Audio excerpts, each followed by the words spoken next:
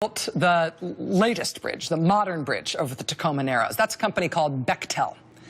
Bechtel is one of the biggest companies in the United States. And the amount of stuff they have built or had a hand in building since Bechtel was founded over 100 years ago, it's basically a history of major infrastructure and building adventures in America and around the world for good and bad. I mean, Bechtel played a big part in building Hoover Dam. They built the DC Metro. They built tons of nuclear power plants. They built the Channel Tunnel, the channel between England and France. They built hundreds of U.S. warships during World War II. They built some of the earliest railroads in the American West, starting with mule-drawn power. They built oil pipelines all over the Middle East. They built the metro system for the city of Athens, Greece. They built the Jubilee line for the London Tube. They're building the Saudi city of Riyadh, a brand new subway system right now, one of the biggest projects they've ever been involved in. They did the Big Dig in Boston, which was almost unimaginably big. Hey, if your city just found out that you're going to be hosting an Olympics sometime in the future, these guys are probably who you will call to build all your Olympics facilities as well. When they decided that the only thing to do with Chernobyl was to build a giant dome to cover it up forever because it's going to be radioactive forever, well, these guys built the giant dome too. Bechtel's built like everything. And when you're a company as big as Bechtel, you are bound to be a controversial company. I mean, when they got contracts from the George W. Bush administration to rebuild Iraq, in the Iraq War, lots of Americans started having nightmares about Bechtel all at once. But whatever you think about this ginormous company, it's worth appreciating all the things they've done in their history as a company. They are undoubtedly really experienced. They have built bridges and roads and railroads and pipelines and power plants and you name it all over the world. And they have been doing it for over a century.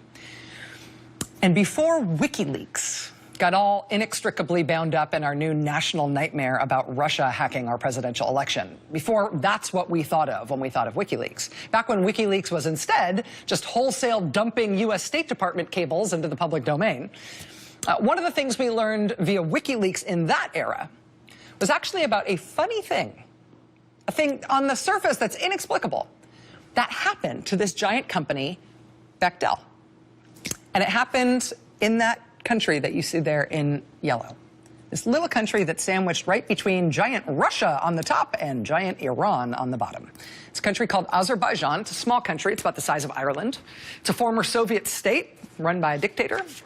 Now they've got oil money. That's always a good combination. The new oil money doesn't, of course, mean that the people of that country are any better off. It never works that way under a dictator. In the case of Azerbaijan, though, their oil wealth has resulted in them doing a lot of building.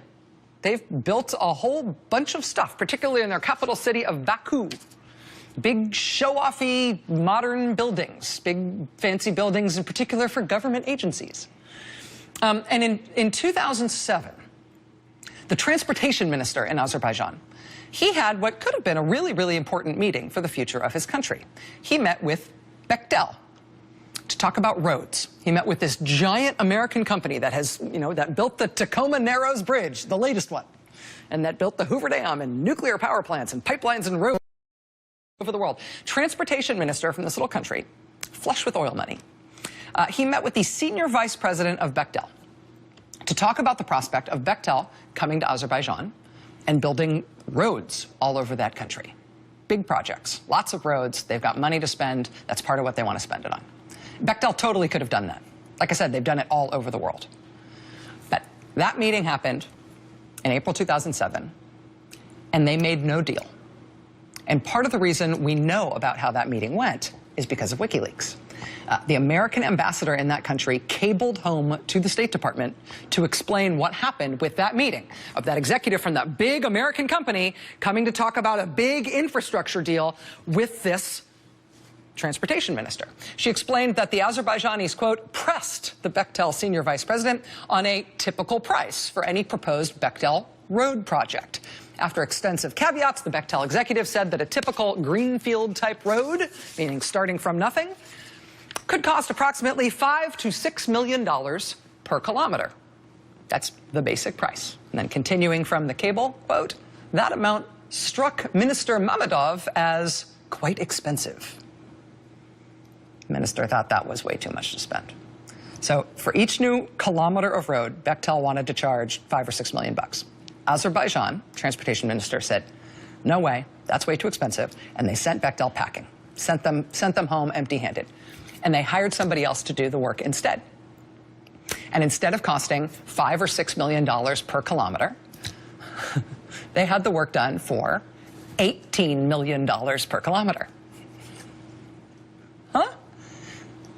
Bechtel must have been like, say what now? I mean, we're too expensive, so you send us away so you can have the work done instead at more than triple our price? Because we're too expensive? What?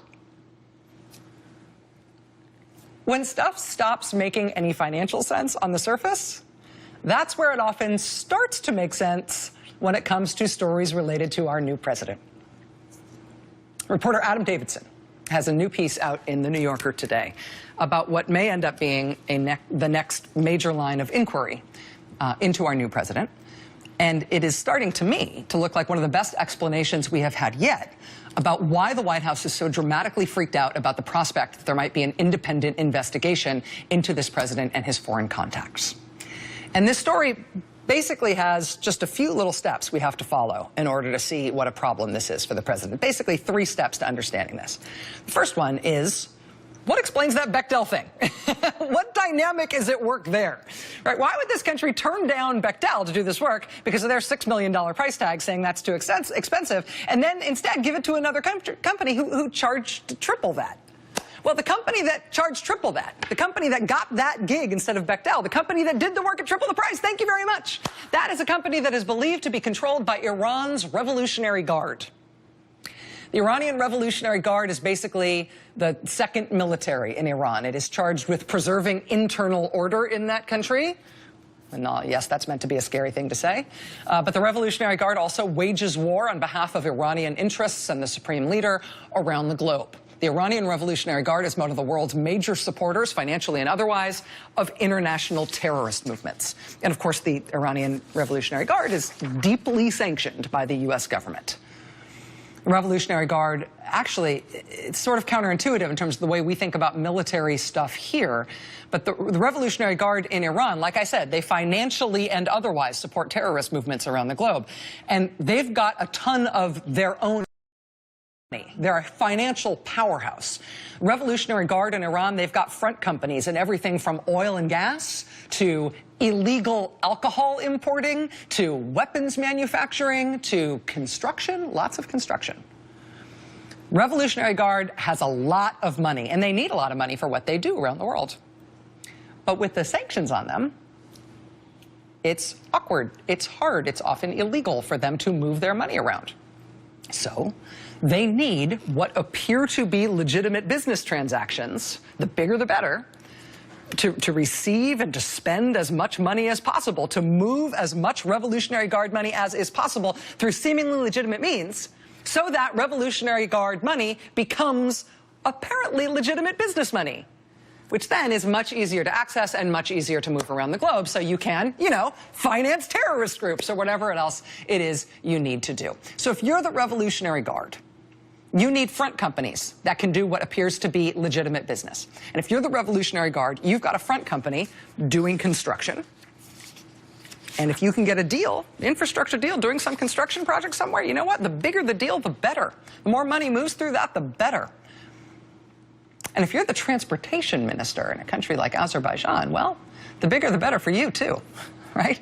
I mean, if you care about getting a good deal for the people of your country, then, of course, it'd be a bad thing to have a lot of money moving through these contracts unnecessarily.